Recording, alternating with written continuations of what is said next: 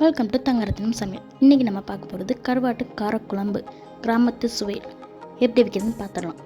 அதுக்கு தேவையான பொருள்: நீளமாக நறுக்கி வச்சுருக்க 2 தக்காளி, ஒரு கைப்பிடி அளவுக்கு சின்ன வெங்காயம், 10 பல் பூண்டு, 4 உருளைக்கிழங்கு, ஒரு முருங்கைக்காய், தேங்காய் அரைச்சி எடுத்துக்கலாம். 2 டேபிள் ஸ்பூன் குழம்பு மிளகாய்த்தூள், 2 டேபிள் ஸ்பூன் வரமிளகாய்த்தூள், 2 டேபிள் ஸ்பூன் மல்லித்தூள், 1/4 டேபிள் ஸ்பூன் மஞ்சள் தூள், ஒரு 5 துண்டு கருவாடு எடுத்துக்கலாம். தேவையான அளவுக்கு புளி ஊற வச்சுக்கலாம். ஒரு கடாயில் 3 டேபிள் ஸ்பூன் அளவுக்கு நல்லெண்ணெய் ஊற்றிட்டு நல்லெண்ணெய் காயவும் கடுகு போட்டுக்கலாம். கடுகு நல்லா வெடித்ததுக்கப்புறம் அது கூட வெந்தயம் போட்டுக்கலாம். அதுக்கப்புறம் சின்ன வெங்காயம், கருவேப்பிலை சேர்த்துக்கலாம். வெள்ளைப்பூடையும் அது கூட சேர்த்து வதக்கி விட்டுக்கலாம். நல்லா இது கூட 2 பச்சை மிளகாயும் சேர்த்துக்கலாம்.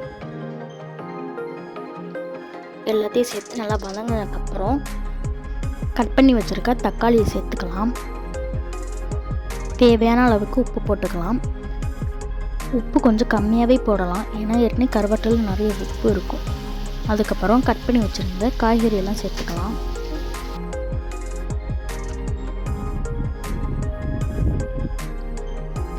காய்கறி நல்லா வதங்குறதுக்காக ஃபுல்லாக கிளறி விட்டுக்கலாம். மூடி வச்சுட்டு ஒரு 5 மினிட்ஸ் கழித்து வெந்ததுக்கப்புறம் மசாலா பொருட்கள் எல்லாம் சேர்த்துக்கலாம்.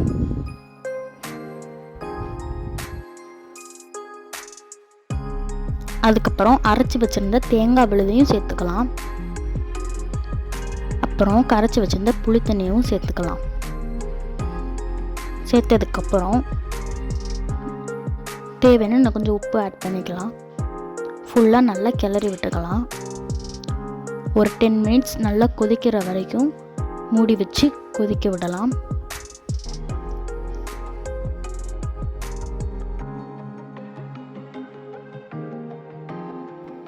ஒரு 10 மினிட்ஸ் நல்லா கொதிச்சதுக்கப்புறம் கழுவி வச்சுருந்த துண்டு கருவாடு எல்லாத்தையும் சேர்த்துக்கலாம். கருவாடு ஸ்மெல் போகிற வரைக்கும் நல்லா வேகிற வரைக்கும் இன்னொரு 10 மினிட்ஸ் மூடி வச்சு வேக வச்சுக்கலாம். வேக வச்சதுக்கப்புறம் அவ்வளோதான், கருவாட்டு காரக்குழம்பு ரெடி. கிராமத்து சுவையில் கண்டிப்பாக வீட்டில் செஞ்சு பாருங்கள், ரொம்ப டேஸ்ட்டாக இருக்கும். இதை சுடு சோறில் சாப்பிடும்போது சூப்பராக இருக்கும். ட்ரை பண்ணி பாருங்கள். ட்ரை பண்ணி பார்த்துட்டு கமெண்ட்டில் சொல்லுங்கள்.